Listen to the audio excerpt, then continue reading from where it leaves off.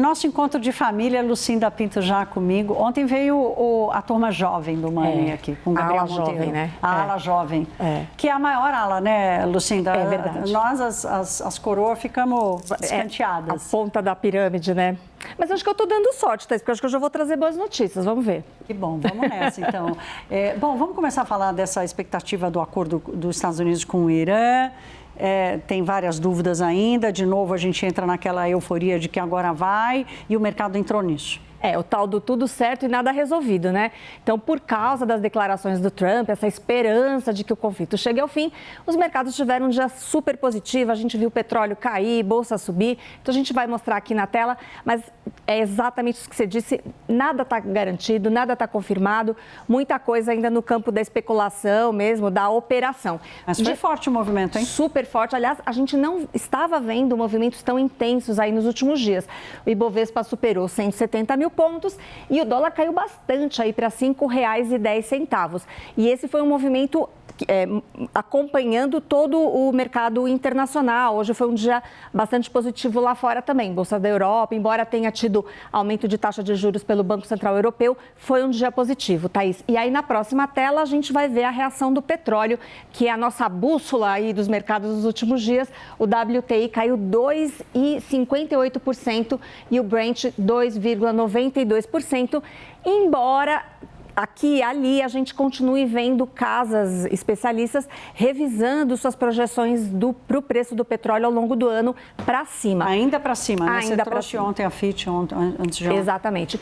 Mas o petróleo, enfim, reagiu a esse noticiário de curto prazo. Vamos ver até onde sustenta esse movimento, tá? Estou louca para ouvir o Lorival Santana para ele explicar para a gente o que vem pela frente. Mais tarde, eu não consigo roubar o Lorival aqui. De vez em quando eu consigo trazer o Lorival um pouquinho para o Hora H, mas ele é do Prime Time, é do WW, a gente não fica sem ele. Essa coisa do petróleo é muito interessante porque o choque de preço foi tão grande, o choque de oferta é tão grande que a percepção é que os mercados tentam achar qualquer alívio para um contrato futuro, porque aqui é preço de contrato futuro, né? Então, assim, qualquer alívio de contrato futuro, em algum momento, quem fez negócio hoje vai pagar mais barato no petróleo, mesmo que seja um bocadinho e que amanhã, a leitura de amanhã reflita de volta, né? Então, e esse é um reflexo de um ambiente de altíssima incerteza e... Opa! Caiu meu cinto aqui. De altíssima incerteza e de volatilidade. Agora, em vez de a gente falar de volatilidade, vamos falar de bolatividade, de futebol?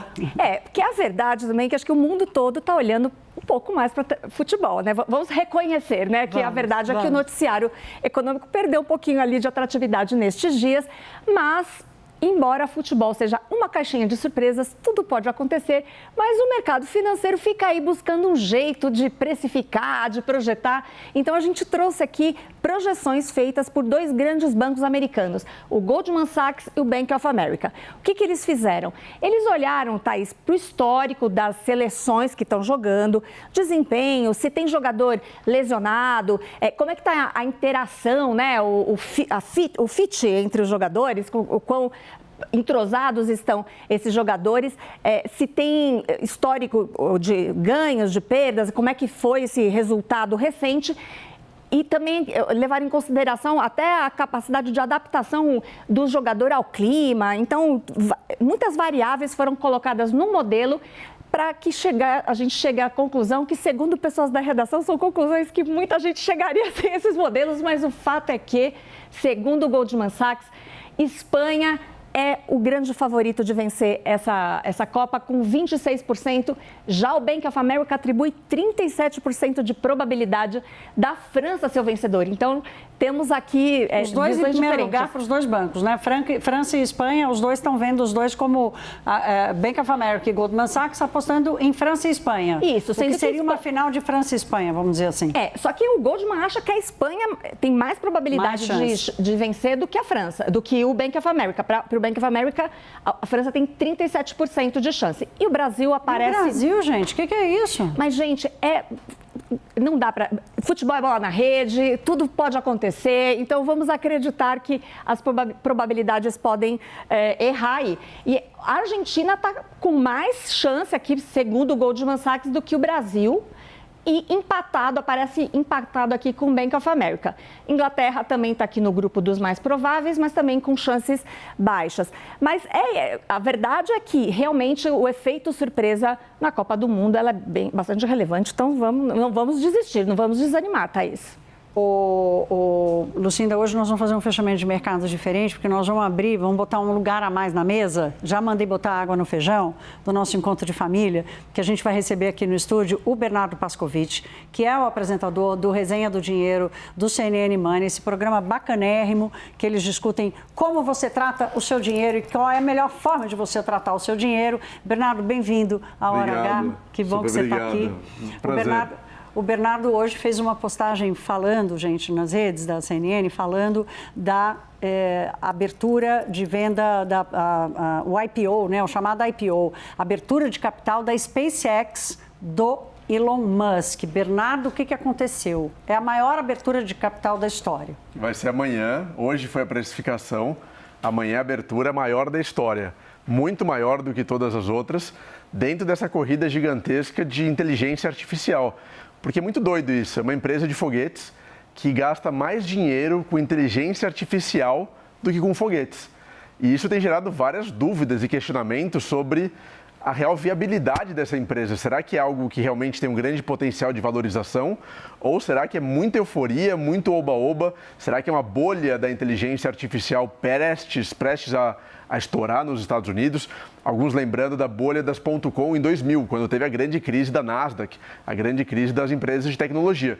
Então tem mais dúvidas do que certezas, mas muita euforia com certeza nessa abertura de capital. Os números é muito superlativo tudo que a gente está vendo, né? Por isso que a gente fica olhando e com uma certa incerteza, assim, será que sustenta tudo isso, né? É superlativo. Agora fala um pouquinho para a gente exatamente dos valores, dos números, a quantidade de ações foram vendidas, o preço das ações nessa precificação.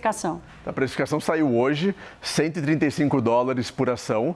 Isso dá 75 bilhões de dólares de captação, o maior da história. Segundo maior, o maior até então, foi em 2019, com a abertura de capital da Saudi Aramco, que é a petrolífera da Arábia Saudita, captou 25 bilhões. Então, 3 vezes mais do que a maior até hoje. Então, os números são muito superlativos e aí os maiores investidores do mundo, os maiores fundos, os bancos, todos querem participar e todos estão participando, tanto é que o varejo, a pessoa física, ficou quase sem espaço para comprar as ações, porque os maiores do mundo acabaram tomando toda a oferta disponível. Mas como a gente estava conversando, tem muita dúvida. O próprio prospecto, que é o documento oficial de divulgação do IPO, ele é um pouco jocoso em alguns momentos. Tem fotos dos dinossauros sendo extintos por meteoros. Então é muito mais uma corrida pela sobrevivência da humanidade, uma colonização de Marte. O próprio Elon Musk tem um bônus trilionário se ele conseguir colocar mais de 1 milhão de pessoas em Marte.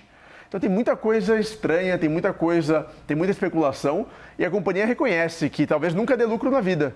Então como que a gente fala do maior IPO da história, em que talvez a empresa nunca dê lucro, gasta-se mais dinheiro com inteligência artificial do que com foguetes, uma empresa de foguetes? Tem muita dúvida, será que não tem muita cara de bolha, de euforia, de fim de ciclo de alta? Esse é o temor, é o receio do mercado. E esse 1 trilhão e tanto de dólares, que número é esse?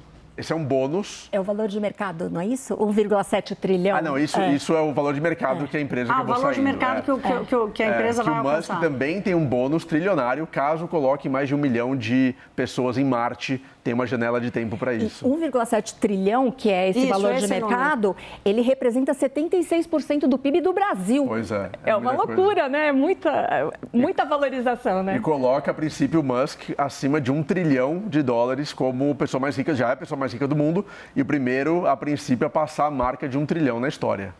Ou seja, ele vai ser sozinho maior do que muitas economias, né? Olha, desculpa, eu posso estar velha, mas assim, não dá. Esse negócio, eu não consigo entender. Tinha 3 coisas na vida que eu não entendia como funcionava. Aparelho de fax, avião e agora o IPO da SpaceX.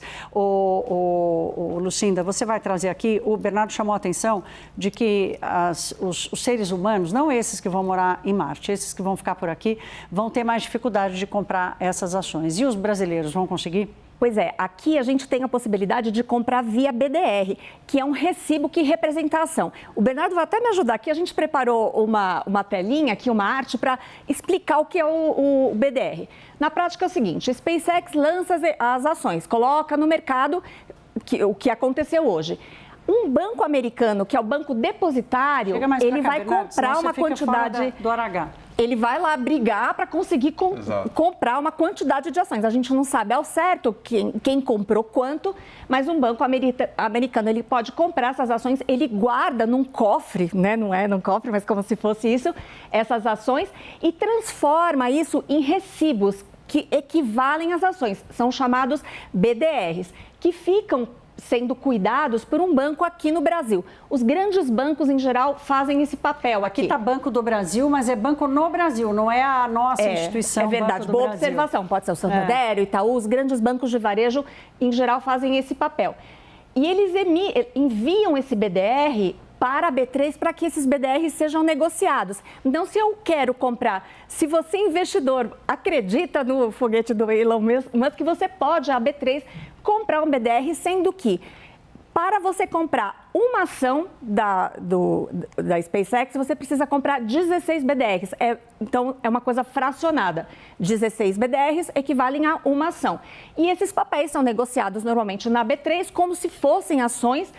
E aí, quem detém esse papel vai estar sujeito a ganhar ou perder, ganhar dividendos, tudo exatamente como os investidores nos Estados Unidos. Rapidamente, tem demanda para isso aqui no Brasil? Tem demanda e foi uma inovação super legal da B3 de trazer para o Brasil rapidamente as ações ou os recibos lastreados nas ações, porque normalmente isso demora algum tempo, mas a B3 foi rápida e merece esse reconhecimento para que os brasileiros consigam acessar o maior IPO da história e negociar, na verdade não na abertura, né, no pós-abertura, nas primeiras negociações, as ações ou recibos da SpaceX. Então é muito interessante, claro, acho que com receio e com cautela, de acordo com o seu perfil de risco, com o gerenciamento, porque tem muita euforia. Lembre, quem entrar agora vai entrar depois de todo mundo já ter entrado, dos maiores que já entraram. Então, a gente tem que ter um pouco de cuidado nesse gerenciamento de risco. E só mais uma coisinha, eu li uma matéria no The Wall Street Journal de ontem dizendo o seguinte, que quando você olha para o conjunto de IPOs nos Estados Unidos que foram feitos, a maior parte deles